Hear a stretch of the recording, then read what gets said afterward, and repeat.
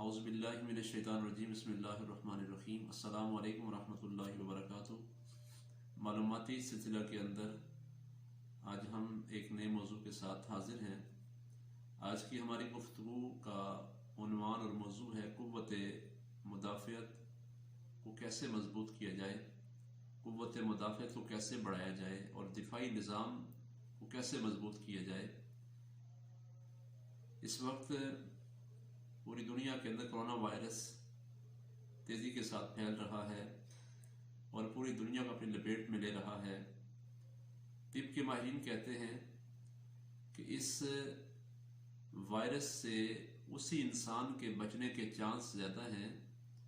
کہ جس کا دفاعی نظام مضبوط ہے، جس کی قوت مدافعت بہتر ہے، اور وہ کہتے ہیں کہ بچے اور بوڑھے لوگ جن کے اندر قوت مدافعت کمزور ہوتی ہے ان پر اس وائرس کے متاثر ہونے کے چانس زیادہ ہیں۔ اس وائرس کی وجہ سے وہ لوگ زیادہ متاثر ہوتے ہیں بنسبت دوسرے لوگوں کے۔ اب قوت مدافعت کو کیسے بڑھایا جائے اور دفاعی نظام کو مضبوط کیسے کیا جائے؟ طب کے ماہرین کہتے ہیں، ڈاکٹر حضرات کہتے ہیں کہ انسان اپنی غذا کو اچھی کرے، انسان کو اچھی غذائیں استعمال کرنی چاہیے، پھل فروٹ کا استعمال کرنا چاہیے، سبزیاں استعمال کرنی چاہیے، اور انسان کو بازاری کھانے پینے کی اشیاء سے پرہیز کرنا چاہیے، اور انسان کو دیسی اور تازہ اشیاء اور ملاوٹ سے پاک اشیاء کا استعمال کرنا چاہیے، جس سے انسان کی قوت مدافعت بہتر ہوگی اور دفاعی نظام انسان کا مضبوط ہوگا اور انسان پر بیماریاں حاوی نہیں ہو سکیں گی۔ اب بزرگان دین فرماتے ہیں، صوفیاء کرام فرماتے ہیں کہ جس طرح پھل، سبزیاں، فروٹ اور اچھی غذائیں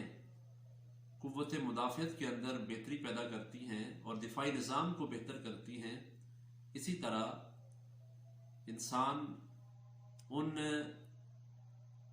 روحانی غذاؤں کا بھی استعمال کرے جو روحانی غذائیں، جو مانوی غذائیں انسان کے دفاعی نظام کو مضبوط کر سکتی ہیں۔ بزرگان دین فرماتے ہیں انسان اللہ کا ذکر کرے، ذکر الہی کے ذریعے اپنے دفاعی نظام کو مضبوط کرے، تلاوت قرآن پاک کے ذریعے اپنے دفاعی نظام کو مضبوط کرے، انسان نماز کے ذریعے قوت مدافعت کو بڑھائے، انسان صدقہ و خیرات کے ذریعے اپنے دفاعی سسٹم کو مضبوط کرے، انسان اللہ کی ذات پر یقین کے ذریعے، اعتماد کے ذریعے اپنے دفاعی نظام کو مضبوط کرے۔ فرماتے ہیں بزرگان دین کہ اس بات پر کامل یقین اگر انسان کا ہو کہ بیماری لگانے والا بھی اللہ تعالیٰ ہے اور بیماری سے شفا عطا کرنے والا بھی اللہ تعالیٰ ہے، جب انسان کو یقین کامل ہو جائے تو پھر انسان کے اندر قوت مدافعت بڑھے گی، اور انسان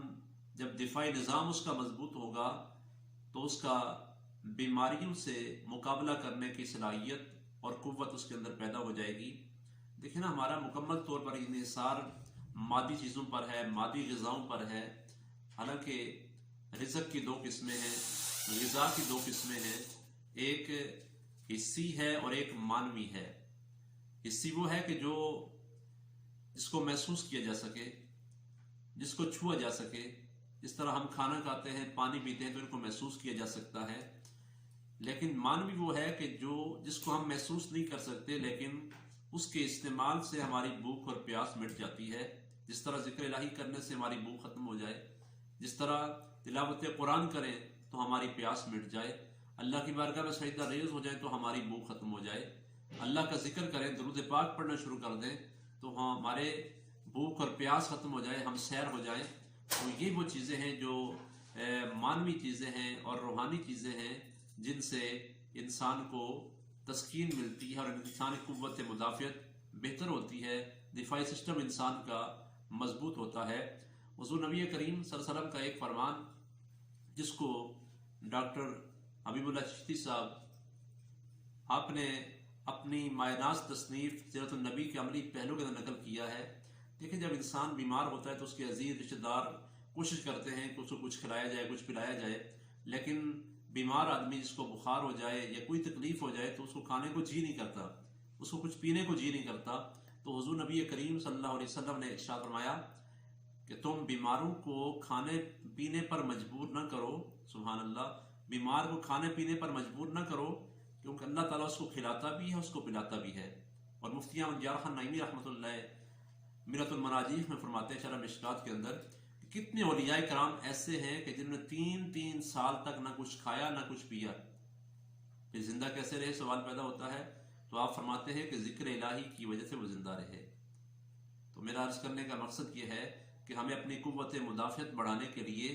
इन रूहानी अशिया का भी इस्तेमाल करना चाहिए। जिक्र इलाही, तिलावत कुरान, दुरूद पाक, सदका व खैरात, अल्लाह की ज़ात पर यकीन, रुजू इल्लाह, ये वो अमाल हैं, ये वो काम है कि जो इंसान के दिफाई निज़ाम को मजबूत करते हैं, कुव्वत मुदाफ़त को बढ़ाते हैं। अल्लाह ताला की बारगाह में दुआ है कि मालिक हमें इन बातों पर अमल करने की तौफीक नसीब फरमाए। वमा अलैना इल्लल बलागुल मुबीन।